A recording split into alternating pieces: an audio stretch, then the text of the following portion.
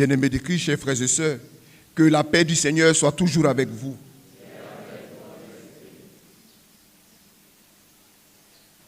Aujourd'hui, c'est le dimanche de la parole de Dieu. Le pape François a institué le 3e dimanche ordinaire comme dimanche de la parole de Dieu. Et en ce jour, nous célébrons la parole de Dieu. Tout à l'heure, on a fait un geste au commencement, avant la proclamation de l'évangile, quand le Seigneur dit « Le Seigneur soit avec vous » et vous répondez « Et avec votre esprit ». Évangile de Jésus-Christ selon Saint Luc, on a fait le signe de croix sur le front, le signe de croix sur les lèvres et là sur le cœur. Je voudrais demander à quelqu'un ici de m'expliquer la signification de ces signes, de ces 3 signes. Et s'il y a quelqu'un qui ne l'a pas fait dans l'assemblée, je demande à la personne de la faire maintenant, en signe de respect de la parole de Dieu. Parce que ce n'est pas un signe anodin. Certains ne le font pas. Voilà. Et encore, quand on le fait, il faut savoir ce que cela signifie. Les enfants de la catéchèse, au tout petit, on leur apprend cela. Moi, je l'ai appris quand j'étais à la catéchèse et je ne vais jamais oublier. Ici, ça veut dire quoi? Qui peut me dire? Quand on fait le signe de croix sur le front. Je l'ai expliqué ici, une fois. Je crois 2 fois. 2 années, c'est la 3e année que j'explique ici dans cette église. Je l'ai expliqué à la messe de 11h avec les enfants. Voilà, la petite, elle va expliquer. Oui?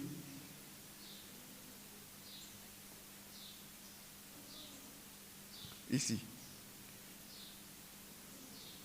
Je n'ai pas entendu. Que je comprenne ta parole avec mon intelligence.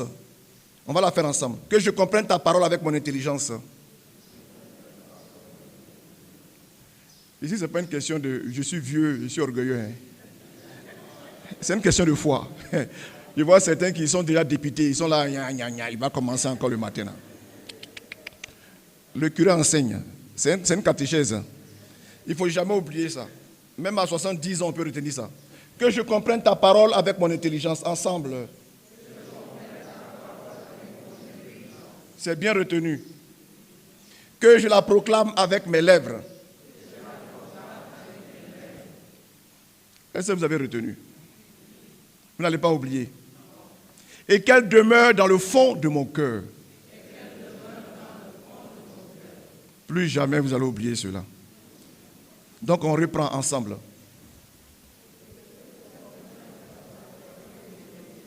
Avec mon intelligence. Que je comprenne ta parole avec mon nez. Que je la proclame avec mes lèvres. Et qu'elle demeure. Et qu'elle demeure dans le fond de mon cœur. Voilà, c'est ça. Donc ce n'est pas un geste anodin. Ce n'est pas un geste qu'on fait comme ça.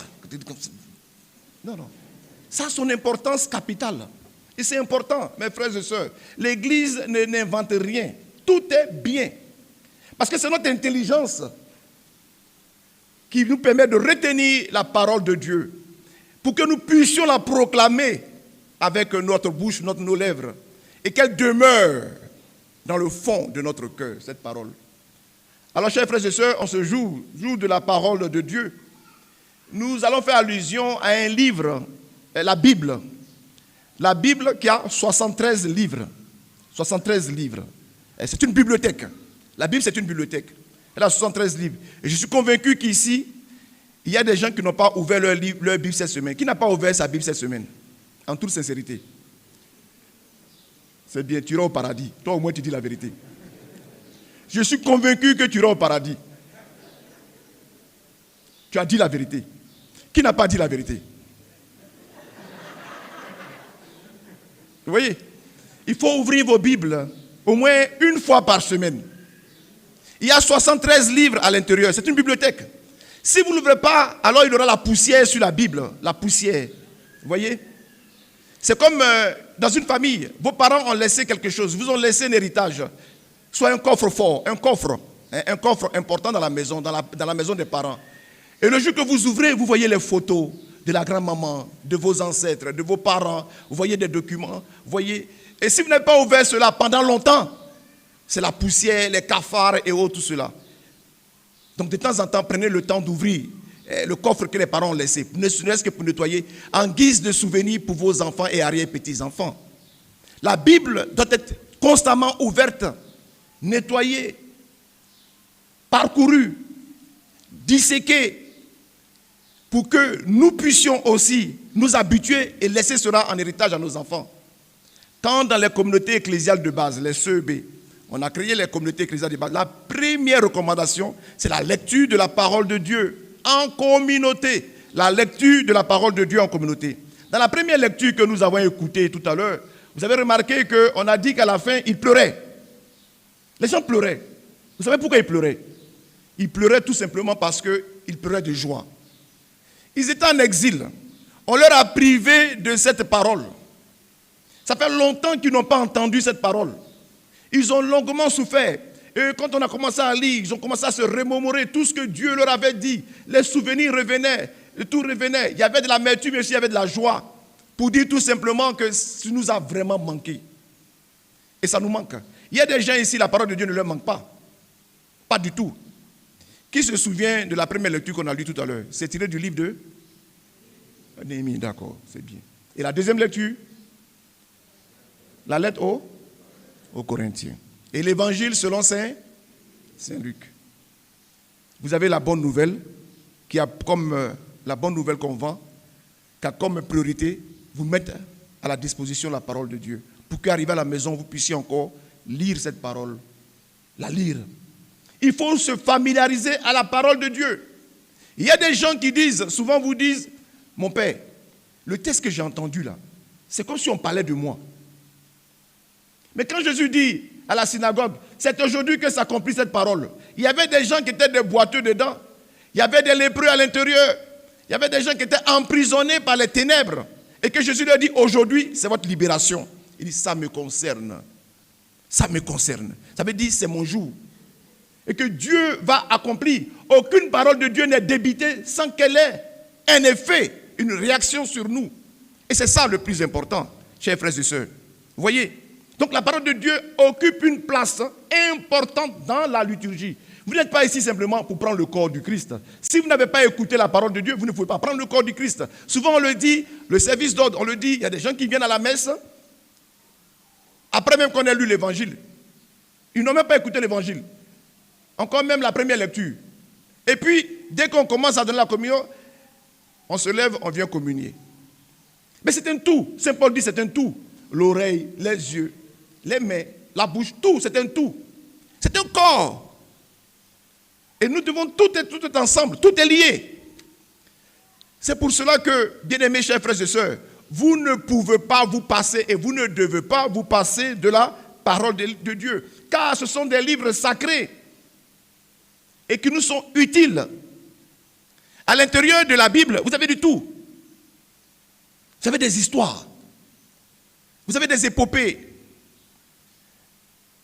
Vous avez des intrigues. Vous avez des drames. Et pourtant, tout ça, c'est Dieu qui nous le donne. Pour que cela nous serve et nous aide à vivre dans ce monde. Une fois, j'étais allé bénir le bureau d'un grand commandant de la douane, mais pas ici. Il m'a demandé de venir bénir son bureau. Je suis allé bénir son bureau. Et puis, sa secrétaire particulière, sa secrétaire principale, avait la Bible sur son bureau. Et il me disait, en riant, quoi, mon père, c'est elle qui prie, hein, c'est elle qui prie. Hein, c'est la secrétaire, c'est ma tour de garde. Hein, mais lui n'avait même pas ça sur son bureau. Mais j'ai béni quand même son bureau. J'ai béni le bureau. Il n'avait pas ça sur la table, sur son bureau. Il n'avait pas de Bible. Mais la secrétaire avait la Bible. Et la dame me regardait et riait. Et ça voulait tout dire. Tout simplement pour dire que je suis là, mais je me nourris aussi de la parole de Dieu. Quand vous vous ennuyez dans vos services, parce que ici, dans l'administration, il y a des emplois où on s'ennuie souvent. Hein. Ce n'est pas constamment qu'on est en train de taper à l'ordinateur ou en train de rédiger quelque chose. Il y a des moments où il y a des moments de vide. Mais prends ta Bible et lis, non? Et c'est ce qu'elle fait. Quand il y a un moment creux, il y a un moment de... Voilà, elle lit la Bible. Elle prend sa Bible, elle lit. Mais nous, on prend nos portables et on commence à envoyer des WhatsApp, des cœurs, par-ci, par-là, des critiques. des histoires en point infini, des images, je ne vais même pas dire le nom de ces images-là, obscènes. Vous voyez? Au lieu de prendre ta Bible, si tu t'ennuies, prends ta Bible et lis. Il faut lire. Ne serait-ce qu'un seul chapitre d'un livre, ouvre comme ça au hasard. Et puis souvent, quand on le fait, on tombe, ah, ça me touche. C'est comme si Dieu parlait de moi. Vous voyez? Et c'est important, parce que nous devons nous nourrir de la parole de Dieu. Parce que c'est dans la Bible que nous rencontrons Dieu. C'est avec la Bible que nous nous familiarisons à Dieu. Quand les protestants disent, aujourd'hui, nous sommes en train de boucler presque la semaine de l'unité avec nos frères protestants séparés, et avec qui nous faisons œcuménisme et que nous sommes en train de réparer certains torts. Quand ils vous disent seulement l'écriture, peut-être qu'ils n'ont pas tort. Puisque à la base de tout, il y a la parole de Dieu.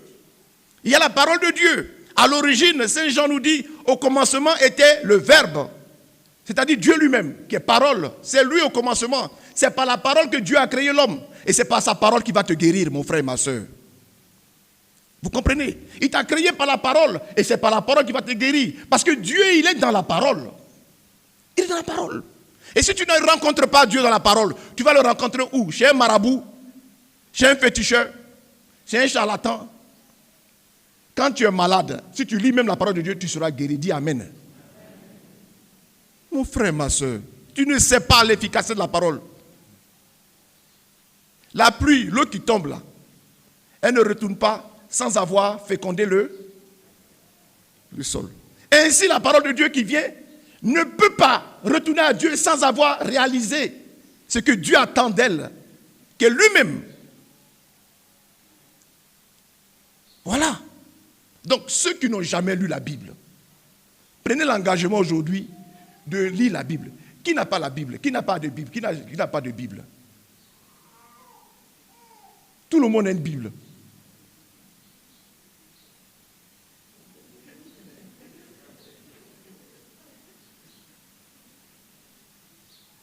Quand les prophètes ont parlé, certains ont dit, tais-toi. Il dit, ce n'est pas moi. D'autres ont dit, tais-toi. Il dit, ce n'est pas moi. On a dit à Amos, il faut te taire. Il dit, mais moi, c'est pas moi. Moi, j'étais avec mes bœufs. Et puis Dieu m'a appelé pour parler. Et quand je parle, ce n'est pas moi qui parle, c'est Dieu qui vous parle. Alors, les prophéties sont incluses dans la Bible. Et même si vous ne voyez pas le prophète qui vous parle, c'est la parole de Dieu elle-même qui est une prophétie pour vous. Et vous devez justement vous plier à cette prophétie, à cette parole. Un mariage, une fois j'ai dit à un couple, choisissez les tests de votre mariage. Ils ont choisi les tests. Je dis, bon, maintenant, pourquoi vous avez choisi les tests? Ah, mon père, c'est beau, hein? Les gens, souvent, on lit ça, on lit pendant... J'ai dit, bon, d'accord. Est-ce que vous connaissez, vous comprenez la teneur des tests que vous avez choisis? Je vais vous expliquer. Et je leur ai expliqué. Je dis, mon père, maintenant, on comprend. Et je leur ai dit, il faut que ces tests-là, vous les gardiez toute votre vie de couple. Et je suis convaincu qu'il y a des gens qui ne se rappellent même pas des tests qu'ils ont choisis pour leur vie de couple. Et le jour de leur mariage. Les références des tests qu'ils ont choisis. Quand on dit au prêtre, choisissez vos tests, c'est parce que la parole qu'il va choisir va l'aider dans son sacerdoce. C'est pour ça qu'il a une parole de vie. Qu'il s'inspire de la Bible, de la parole de Dieu, qui va l'aider tout au long de sa vie. Ce n'est pas une parole anodine, une parole comme ça. Et je vais vivre de cette parole. Si je vous donne ma parole, que j'ai choisie pour mon ordination, je l'ai tirée de la lettre aux Corinthiens. 1 Corinthiens chapitre 9. Le reste, vous pouvez deviner. Vous allez voir, vous allez regarder. Mais c'est ça. Pour dire tout simplement que Dieu nous donne une parole qui est une prophétie pour nous et qui doit nous permettre de mener notre vie et de faire notre ministère. Vous avez le choix. La parole nous donne le choix de la choisir. Puisqu'elle est une bibliothèque, nous pouvons ouvrir la Bible et choisir le texte qui nous plaît, les livres qui nous plaisent. que nous voulons lire.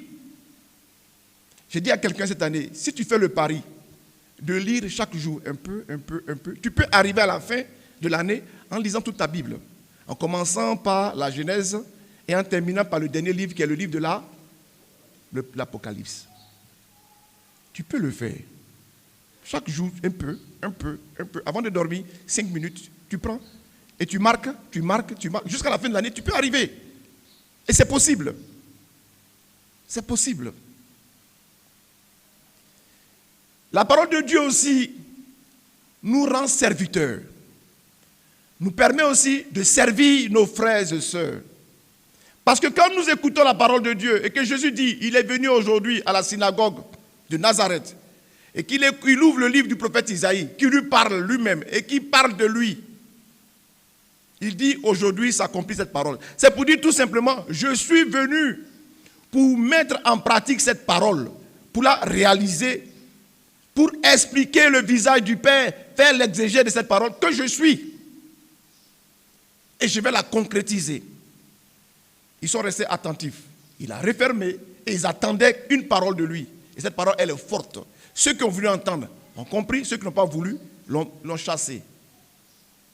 Et pourtant, la parole doit s'accomplir. Et elle passe par un service. Et le service, c'est nous qui sommes les serviteurs de la parole. Mettons-nous au service de la parole de Dieu, afin de servir nos frères et sœurs. Aider nos frères et sœurs. Nous devons nous mettre au service de la parole de Dieu. Et c'est important, bien-aimés.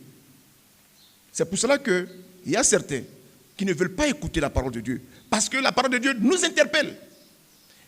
Elle réveille notre conscience.